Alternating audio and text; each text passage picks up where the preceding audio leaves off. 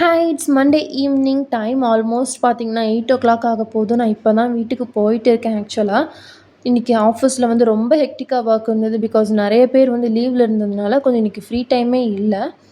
வீட்டுக்கு போகிறப்பவே வந்து பால் வாங்கிட்டு போயிடலான்னு சொல்லிட்டு பக்கத்தில் இருக்க கடைக்கு தான் வந்திருந்தேன். அண்ட் கிரியும் வந்து எக்கு கேட்டிருந்தாங்க. பிகாஸ் எக்ஸசைஸ் பண்ண ஸ்டார்ட் பண்ணதுனால எக்கு வேணும் அப்படின்னு சொல்லியிருந்தாங்க.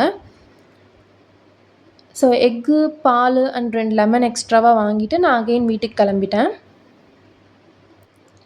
எங்களோட ஸ்ட்ரீட்டில் வந்துட்டு நீங்கள் எப்போ வந்தாலும் சரி ஒரு 2 பேரை பார்க்கலாம்.